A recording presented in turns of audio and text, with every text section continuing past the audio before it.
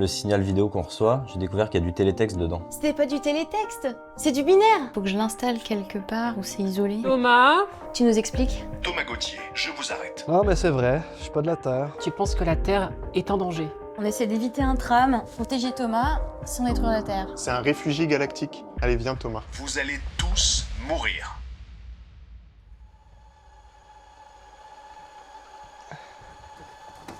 Salut. Ah, je sais pas, il me suit partout où je vais, lui. J'ai failli l'écraser tantôt. Remarque, c'est très propre partout où je vais. Thomas, toi qui viens d'une autre planète, explique-moi comment on quantifie la gravité. Est-ce que le mur de Planck c'est un problème pour vous aussi? Est-ce qu'il y a une variété de Calabi-Yau qui permet de décrire l'univers? La topologie de l'univers c'est quoi? Parce que pour nous, oméga k c'est 0 plus ou moins 0,2% à 1 sigma. T'as peut-être une valeur plus précise. Non, vraiment, tu sais, moi je suis pas scientifique sur ma planète. Est-ce qu'il y a vraiment un rapport 10 puissance 120 entre la constante cosmologique et la théorie quantique des champs? Ah, je sais pas, désolé. On va tout reprendre depuis le début. Moi, je vais te raconter l'histoire de l'univers telle que la conçoivent nos physiciens sur Terre. Et toi, tu me reprends si jamais il y a quoi que ce soit qui te paraît étrange ou si j'ai oublié un détail qui te revient. Ça te semble ok? Ouais, ok, on peut essayer. Faisons ça vite parce que ça m'intéresse plus ou moins. T'inquiète pas. Tiffany, ça tourne? Ouais.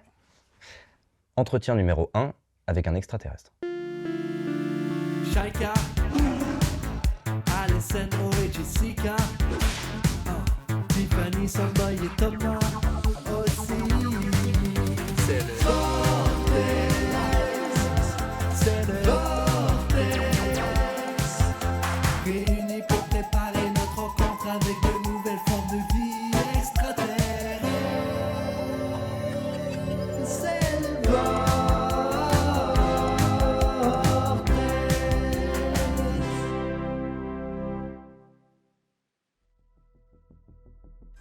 Ça, c'est moi. Je suis un photon, une particule de lumière. Je m'appelle Albert, Albert le photon. Comme toutes les bonnes histoires d'aventure, la mienne commence ici, dans une contrée lointaine, qui deviendra un jour la région la plus distante visible depuis la Terre. C'est ici que je suis né. Mes parents, mes grands-parents et leurs parents avant eux avaient toujours vécu dans une agitation permanente. Des électrons jaillissaient dans un désordre constant, si bien qu'il était impossible de rester tranquille. On était sans cesse dévié, absorbé et réémis. Mais au fil des millénaires, l'agitation s'est calmée. Les électrons se sont laissés capturer pour former des atomes, et nous étions enfin libres. Je suis né 380 000 ans après le Big Bang. Mes amis et moi n'avons jamais vu l'univers de nos parents. Pour nous, le monde était transparent et l'on pouvait s'y déplacer. Nous avions soif d'aventure et n'attendions que d'explorer les confins du cosmos. Comme tous les autres photons, je suis né sans masse, 0 kg sur la balance. Quand on n'a pas de masse, difficile de rester immobile. On est constamment emporté, roulant comme des billes sur les toboggans de l'espace-temps. En une seconde d'existence, me voilà déjà à 300 000 km. Lorsqu'on fonce à la vitesse de la lumière, le temps n'existe pas vraiment. Il est infiniment accéléré, comme si tout se produisait d'un coup. Mais je vais te raconter mon voyage tel que tu l'aurais perçu, toi, me regardant filer depuis l'extérieur. Non, mais attends, là, l'histoire d'Albert, ok, ça a l'air génial, mais pourquoi tu commences à 380 000 ans? Pourquoi tu commences pas au tout début? Ce serait une histoire fascinante quand même. Comment dire? C'est que les débuts de l'univers, c'est plus complexe. Ouais, mais autant partir du début, on sait jamais. Ok. Alors accroche-toi, tu vas voir, ce qu'on connaît des débuts de l'univers, c'est assez incroyable. Commençons par le commencement. À l'heure actuelle, on ne sait toujours pas comment l'univers est né. À vrai dire, on ne sait même pas s'il y a eu un début. Peut-être qu'il existe depuis toujours. Nos modèles actuels ne permettent simplement pas de trancher et de nombreuses hypothèses s'affrontent. Théorie des cordes, univers sans bord, grand rebond, univers cyclique, c'est ce qu'on appelle le mur de Planck. Une période qui reste impénétrable par nos théories actuelles. Quoi qu'il en soit, il y a 13 790 millions d'années, l'univers était minuscule, très dense, très chaud et surtout très simple. Pas de planètes, pas d'étoiles, pas de galaxies, pas même les particules que l'on connaît aujourd'hui. Il ne contenait qu'une sorte d'énergie primordiale, un champ bouillonnant de fluctuations quantiques dans un espace distordu en agitation constante. Cette petite zone comme les autres peut sembler anodine, mais c'est dans cette région que naîtront plus tard le Soleil, la Terre et toutes les étoiles et galaxies que l'on connaît. Elle deviendra notre univers observable contenant tout ce que l'on peut voir aujourd'hui. Mais pour l'instant, elle ne mesure qu'un trilliardième de micromètre, des milliards de fois plus petite qu'un atome.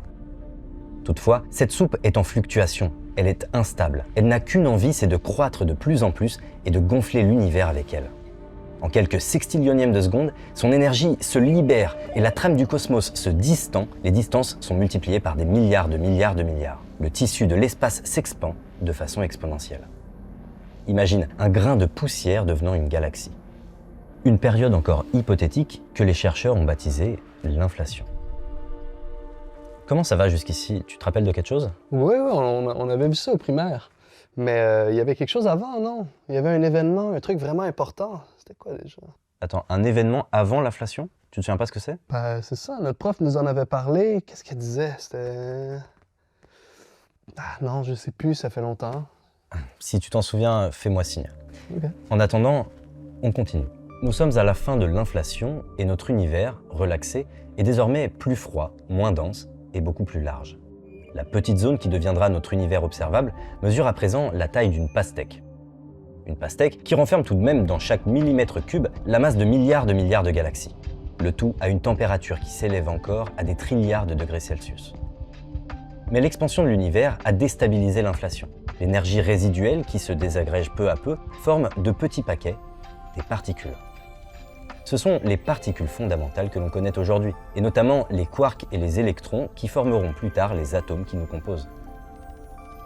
Tout ce que j'ai raconté jusqu'ici était plus ou moins spéculatif. La théorie de l'inflation est une hypothèse qui permet d'expliquer certaines choses, mais qui n'est pas encore vérifiée. À partir de maintenant, on entre dans un cadre plus précis, plus solide, étayé par les observations, et qui décrit toute la suite de l'histoire. C'est le modèle du Big Bang. Entraîné par son inertie, l'univers continue de s'expandre peu à peu. En l'espace d'une seconde, les quarks se combinent par groupe de 3, formant des protons et des neutrons, et d'autres particules très légères, les neutrinos, se mettent à fuser dans toutes les directions. Ces premiers neutrinos poursuivent encore aujourd'hui leur voyage et sont partout autour de nous. Mais en pratique, il est impossible de les détecter. T'es sûr? Pourtant, c'est ce qu'utilise mon téléphone, hein? C'est impossible, ils sont beaucoup trop faibles. Mais attends. Regarde. Je sais pas comment ça fonctionne, par contre. T'es en train de me dire que ton téléphone détecte les neutrinos du Big Bang alors qu'on peut pas le faire avec nos meilleurs détecteurs. Mais c'est comme ça qu'on s'envoie nos messages, hein? Attends. Regarde. Ça, c'est ce que ma tante m'envoie. C'est du délire. Et continue, là, ton histoire m'intéresse. Bon, ok. Après quelques secondes, notre monde est désormais plus grand que le système solaire. À ce stade, la plupart des électrons entrent en collision et s'annihilent avec les positons, leurs antiparticules. Ceux-ci dégagent une grande quantité d'énergie sous la forme de photons, les particules de lumière. Le monde entre alors dans une nouvelle ère. Mais pour l'instant, les photons ne sont pas libres de leur mouvement. Ils s'agitent, sont émis puis réabsorbés. Pendant les premières minutes, certains protons et neutrons fusionnent pour former des noyaux d'hydrogène lourd et d'hélium. Avançons un peu. Après 50 000 ans, notre univers est 100 fois plus large qu'une galaxie. Les photons, étirés par la trame de l'espace, ont perdu de l'énergie et c'est désormais la matière qui prédomine dans le cosmos. Sous l'effet de sa masse, une forme de matière invisible, mais la plus commune dans l'univers, la matière noire, commence lentement à courber l'espace-temps. Elle forme des puits dans lesquels elle s'effondre. La matière ordinaire tombe elle aussi dans ces puits et des nuages se forment. Ils deviendront plus tard des galaxies. Tiens, d'ailleurs, tu sais pas de quoi elle est faite la matière noire? Parce que nos chercheurs sur Terre savent la décrire, mais on sait pas encore de quoi elle est faite. Non, je sais vraiment pas. Ça commence à faire longtemps le primaire, pour vrai. Rien du tout? Il y a quelque chose qui me revient. Il y avait un truc, une découverte sur ma planète. Ça avait fait la grosse affaire. C'était quoi déjà? Ça avait rapport avec la vitesse de la lumière? Le voyage de la lumière? Un truc comme ça. Ah, ça tombe bien, on y arrive. On est de retour avec Albert. Après 380 000 ans, l'univers devient transparent et les photons peuvent enfin s'y propager. Mon voyage commence dans ce monde obscur. Mes amis et moi filions à la vitesse de la lumière entre les premiers nuages d'hydrogène et d'hélium. Sans le savoir, l'espace-temps sur lequel nous voguions se courbait peu à peu et notre cap déviait légèrement au passage de ces puits de matière. S'attirant les uns les autres, entrant en collision, ces nuages tissaient peu à peu une immense toile de filaments cosmiques. Ah, sont cool vos images. Mais vous êtes sûr que ça ressemble à ça? Alors, ça, c'est des simulations.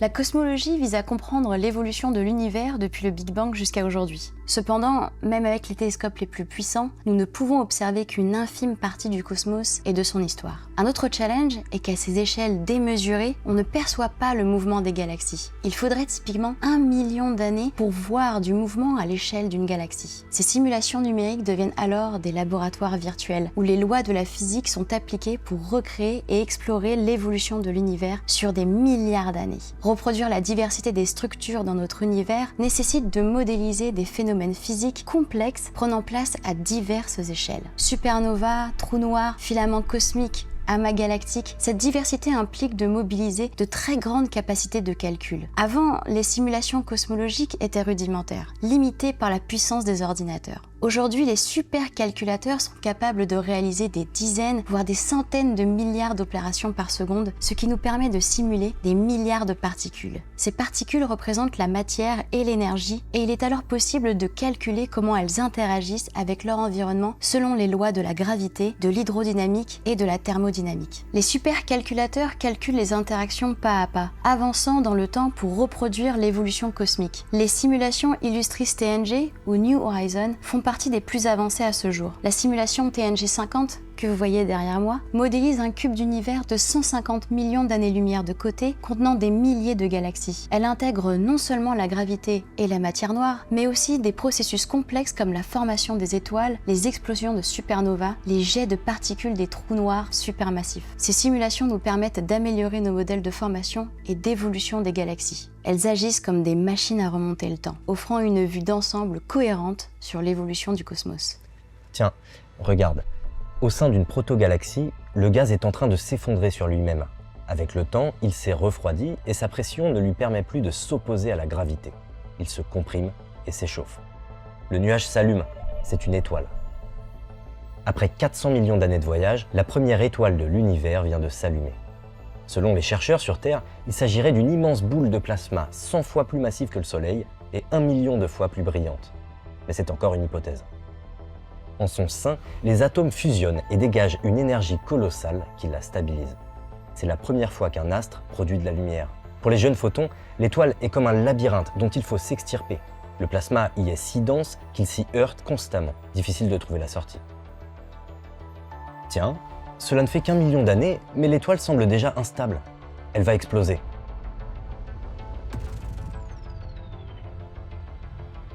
Derrière nous, une supernova. Un événement cataclysmique d'une violence inégalée. L'explosion dissémine de nouveaux atomes plus lourds qui contribueront à former de nouvelles générations d'étoiles. Un spectacle émouvant, comme des guirlandes suspendues dans l'espace. Le rayonnement des étoiles soufflait les derniers restes du brouillard cosmique, et l'univers sortait enfin des ténèbres. La danse cosmique a continué ainsi pendant des milliards d'années. Sur les gigantesques filaments de matière noire, on trouve désormais des galaxies peuplées d'étoiles. Dans les disques de gaz qui gravitent autour de ces étoiles, la matière commence à s'assembler. Les poussières tracent des sillons, s'agglomèrent et entrent en collision pour former de grandes boules rocheuses ou gazeuses, des planètes. Sur certaines de ces planètes se forment des continents, des océans et peut-être de premières formes de vie. Les milliards d'années défilaient et nous traversions ces galaxies en formation. Dans un pays encore lointain, la Voie lactée, se formait le Soleil et ses 8 planètes. Sans le savoir, nous nous dirigeons vers l'une d'entre elles. 13 milliards d'années se sont écoulées. Nous ne sommes désormais qu'à 500 millions d'années de l'apparition des humains. C'est à ce moment que nous l'apercevons pour la première fois. Un immense filament galactique, le complexe de superamas poisson-baleine. Cet immense pilier se dresse devant nous comme une portion de toile d'araignée cosmique, reliant entre elles des milliers de galaxies qui contiennent chacune des milliards d'étoiles. Nous allons y pénétrer. Quelques centaines de millions d'années défilent et nous entrons dans un supercontinent galactique, l'Aniakea, un paradis incommensurable de galaxies. Les choses s'accélèrent. Nous entrons dans le superamas local. Devant nous, un immense amas de galaxies. Ce n'est pas là que se trouve la Terre, qui, il y a 60 millions d'années, vient d'être bombardée par un astéroïde signant la fin des dinosaures. Mais avançant toujours en ligne droite, nous entrons dans cet amas et dans l'une de ces galaxies elliptiques supergéantes, la galaxie Messier 87.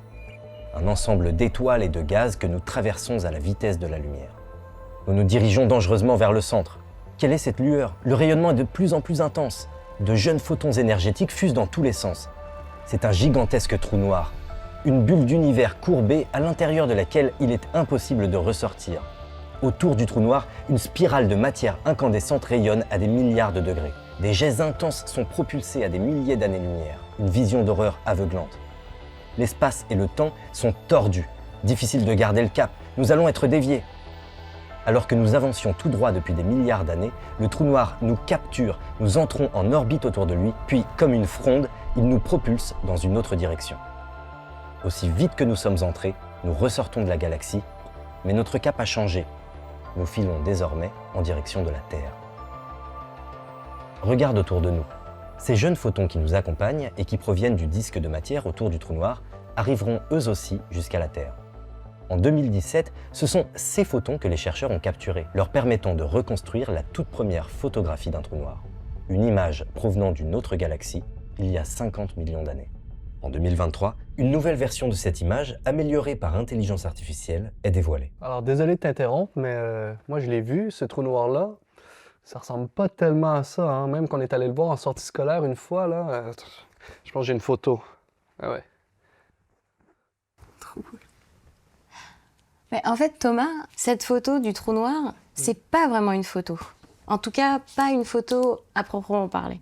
Okay. Il n'est pas possible de prendre directement la photo du trou noir de M87 avec nos technologies, car il est extrêmement loin, environ 55 millions d'années-lumière. Et même si le trou noir est très grand, l'angle qu'il représente dans le ciel ne fait environ que 40 micro-arcs-secondes. C'est l'équivalent d'essayer de distinguer une balle de tennis posée sur la surface de la Lune à l'œil nu depuis la Terre. Pour pouvoir atteindre la résolution nécessaire, il faudrait un télescope de la taille de la Terre. Alors, les chercheurs ont trouvé une solution ingénieuse. Ils ont combiné 8 télescopes répartis à travers le globe pour créer un super télescope virtuel. C'est ce qu'on appelle l'interférométrie. Chaque télescope représente un petit morceau d'un énorme miroir virtuel, grand comme la Terre. Et plus les télescopes sont éloignés les uns des autres, plus on peut capturer de détails. En reliant les données de tous ces télescopes avec une précision extrême grâce à des horloges atomiques, on recrée les capacités d'un télescope de cette taille. Le projet qui a pris la fameuse photo du trou noir de M87 s'appelle l'Event Horizon Telescope et regroupait des télescopes situés partout dans le monde. Au Chili, à Hawaï, au Mexique, au pôle Sud. Les données brutes captées par ces télescopes sont incomplètes. Un peu comme un puzzle où il manque beaucoup de pièces. L'image de 2023 a été reconstituée avec des outils d'intelligence artificielle pour combler les trous en utilisant des modèles et des probabilités basés sur notre compréhension de la physique et de l'astrophysique. Les IA sont entraînées avec des milliers de simulations de trous noirs, générées grâce à nos connaissances en astrophysique. Ces simulations incluent la forme de l'horizon des événements, la lumière déformée par la gravité et même les jets de particules qui peuvent s'en échapper. L'IA apprend donc à reconnaître ce à quoi un trou noir devrait ressembler.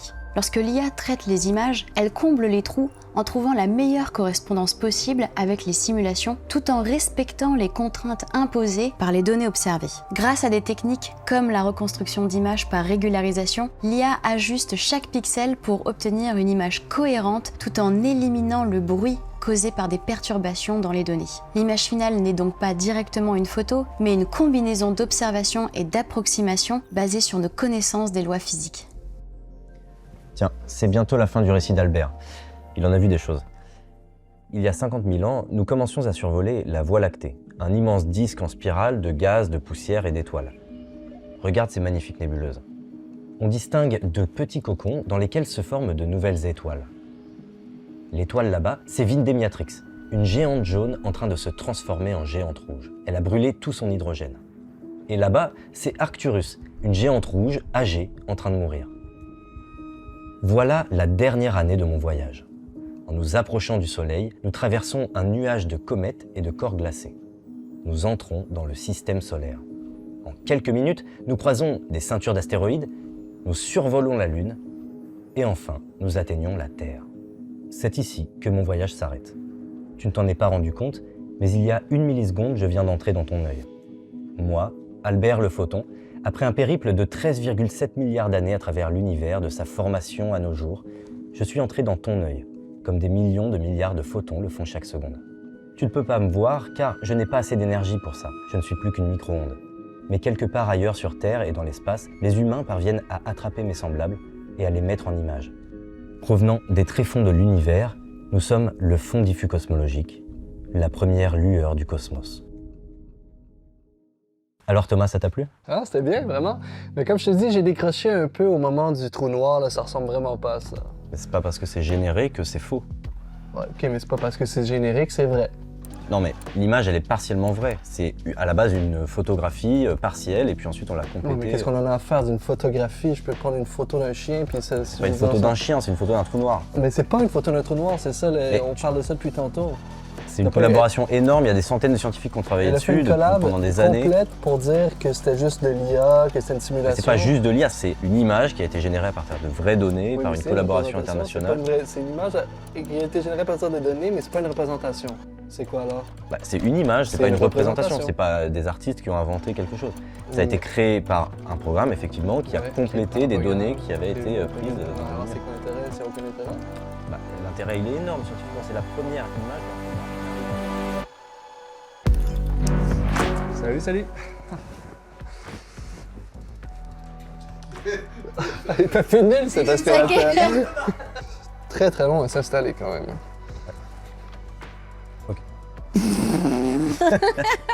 Nous sommes à la fin de l'univers, ça veut rien dire. C'est glauque. Et tout le monde est mort. Nous sommes à la fin de l'inflation et notre univers est relaxé. Mais c'est quoi ce truc? Mais qu'est-ce qui se passe? Oui, je pense qu'il y a- Il y avait combien de personnes? 10? Mais des milliers. Des milliers de personnes Bah oui, qui des ont travaillé milliers. là-dessus. Ils sont même pas, ils ont gardé ça flou pour des milliers de personnes. Ça aurait pu mettre ça net au moins. Et nous entrons dans une voiture. Écoutez bien, on entend la Terre.